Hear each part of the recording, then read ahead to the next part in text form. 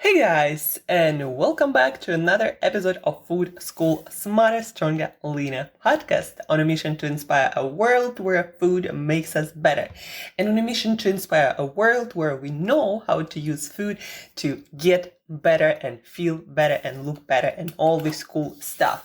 So guys, today we are talking about training, how you can fail at weight loss and in fact gain weight exercising, and of course how to prevent it, how to be smarter, how to outsmart nature sometimes. So exercise, if you want to be in great shape physically, you do want to exercise. Fitness, exercise, it does so much good for our body and our brain and our whole body health, our emotion and mental health, right? So you want to exercise. But if you are also using exercise to stay in your ideal body weight or losing weight at the moment, then you want to do particular kind of exercise, or I'd better say you got to exercise in a specific way, not to shoot yourself in the foot and not to cancel or make it super hard this whole weight loss journey, your own fat loss progress. So what am I talking about here?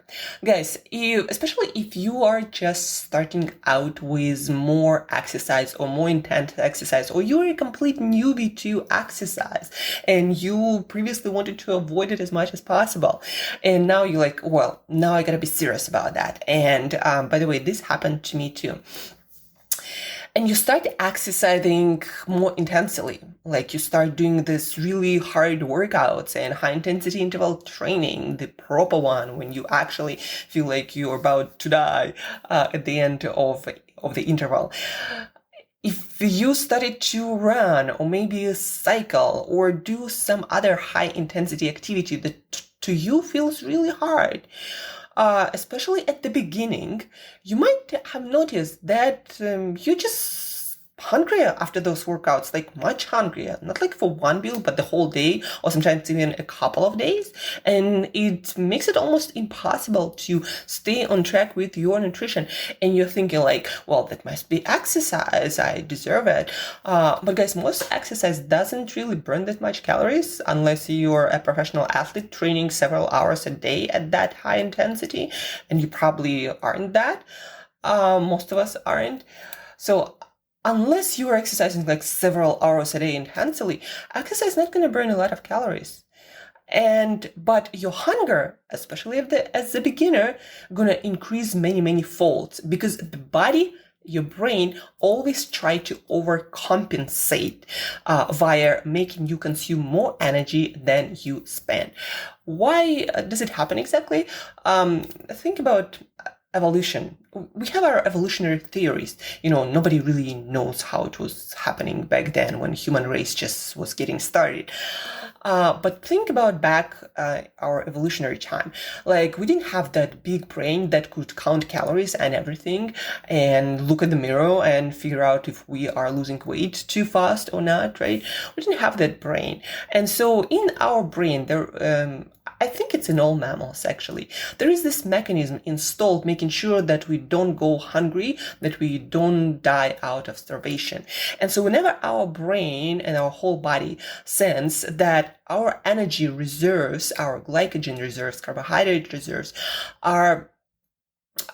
we are running out of them at a faster than usual pace, or just much faster, then it's an alarm signal to our brain that we are rapidly running out of fuel, and we better ramp up your hunger so you are hungrier and you go and get that fuel to restore our glycogen stores, to maybe put on some fat for future additional all-out efforts.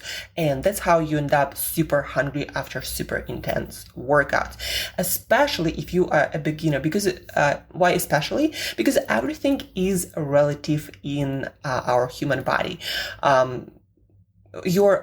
Your brain might, as an athlete, for example, if you were an athlete, your brain might be used to that cycle of depleted energy reserves and then you restore them. So your brain doesn't react as with such power when you get used to harder and longer and more intense workouts. But the beginning, when you were just walking or barely walking, and then all of a sudden you start running, jumping, and doing all this crazy stuff, and your brain is like, what's going on? We are probably being chased by lions every day, all day long, and our blood sugar used to be stable, and now it's just down, and our glycogen stores are down. We gotta ramp up that hunger so that person puts back all the fuel they just spent, and so you end up being really, really hungry. And you think that hunger is natural and now you deserve more food.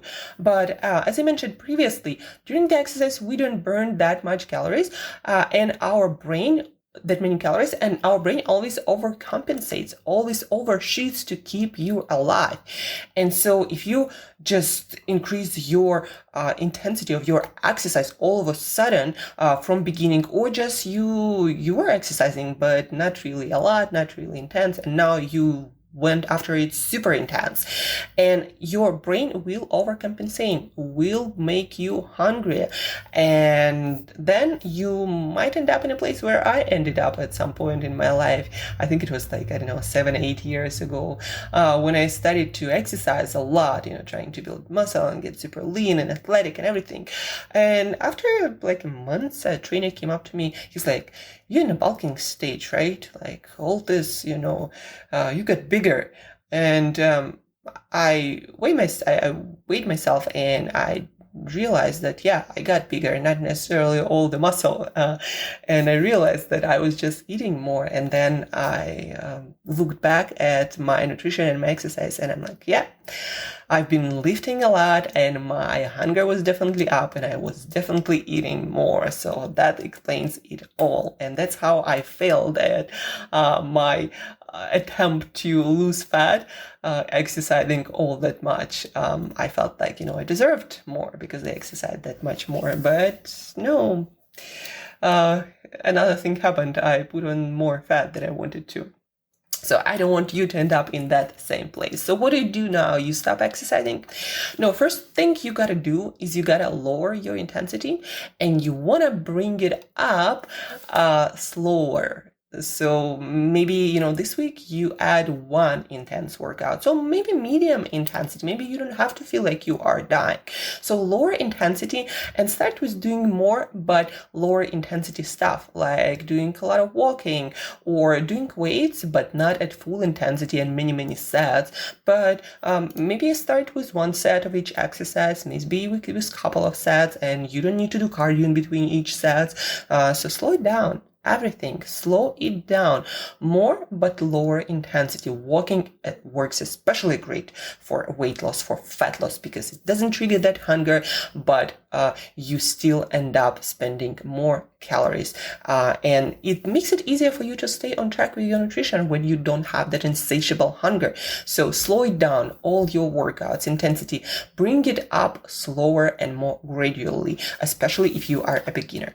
Number 2, start incorporating more recovery practices as you increase intensity of your exercise. And by recovery practices, I mean, finish your workouts with 5-10 minutes of stretching, do yoga once or twice a week instead of other cardio or weight or high intensity workouts. Allow yourself to go lay in hot bath, or maybe go for a massage. So incorporate as many as possible those recovery practices.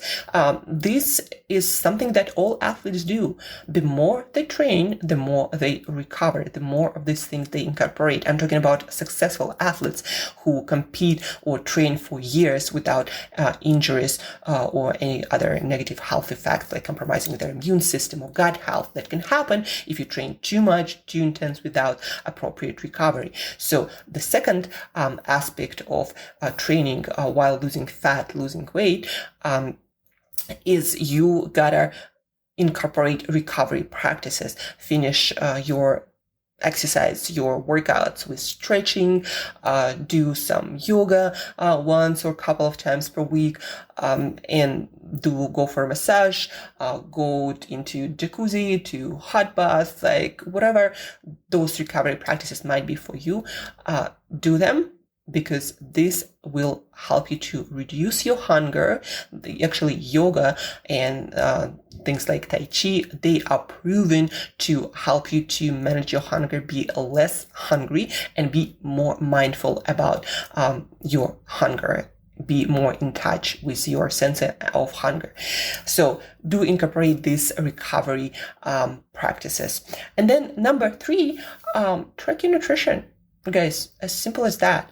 When you increase the intensity of your exercise, your hunger will increase no matter what. Now, how much, whether it's going to be insatiable and intolerable or a little bit more, that's going to depend on how well you recover and how gradually you increase the intensity of your exercise. But your hunger will still go up. So you can't rely on your natural sense of hunger when you're trying to lose fat, lose weight. You actually have to be a little bit hungry, and you just got to track your nutrition. Are you staying on your plan or not? Or are you eating 1,000 calories plus every day? Use some simple tracker, but track it. Start with calories. I always recommend, improve the quality of foods. But if you're still not seeing results, there still might be something that's holding you back. Now, of course, weight loss is much more important.